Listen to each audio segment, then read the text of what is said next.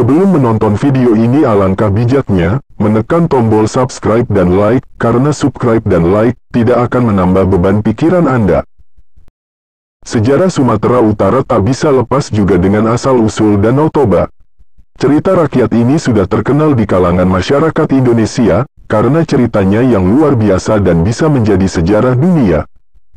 Danau Toba yang terletak di Parapat, Sumatera Utara, danau ini menjadi danau terbesar nomor 3 di Asia Tenggara, nomor 1 Danau Kaspia, kedua Danau Baikal. Danau Toba memiliki cerita rakyat tentang asal-usulnya. Awal mula kisahnya yakni seorang petani muda bernama Toba. Toba merupakan seorang petani yang banyak menghabiskan waktunya di sawah, sekali dia juga senang untuk pergi memancing ikan untuk dimakan ataupun dijual ke pasar. Suatu hari dia pergi untuk memancing ikan. Tak lama kemudian dia mendapatkan ikan mas yang ukurannya lumayan besar dibanding pada umumnya. Tak lama kemudian dia memutuskan untuk pulang ke rumah. Setelah sampai di rumah, alangkah terkejutnya Toba melihat ikan mas yang sebelumnya ingin dipotong dan dibersihkan, kini berubah menjadi sosok perempuan yang sangat cantik. Kemudian perempuan itu menjelaskan kepada Toba kalau dia putri yang dikutuk. Putri itu pun berterima kasih kepada Toba, karena telah terbebas dari kutukannya. Dia pun bersedia untuk menjadi istri Toba dengan syarat, jangan pernah memberitahu asal-usulnya kepada semua orang. Lalu menikahlah mereka serta dikaruniai seorang putra bernama Samosir. Anak itu tumbuh sangat aktif dan nakal. Dia tidak pernah mau membantu ayahnya yang sibuk bekerja di ladang. Bahkan untuk mengantarkan bekal kepada sang ayah, Samosir seringkali menolak. Samosir juga memiliki nafsu makan yang tinggi, sehingga Toba harus bekerja lebih keras untuk memenuhi nafsu makan anaknya tersebut. Bahkan seringkali jatah makanan sekeluarga dihabiskan oleh Samosir.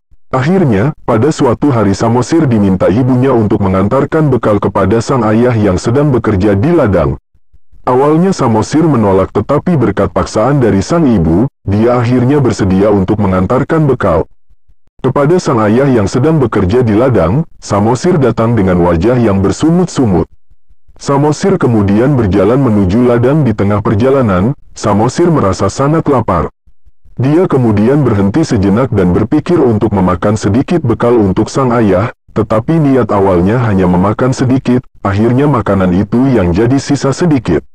Lalu Samosir lanjut berjalan ke ladang dengan membawa bekal yang sudah hampir habis.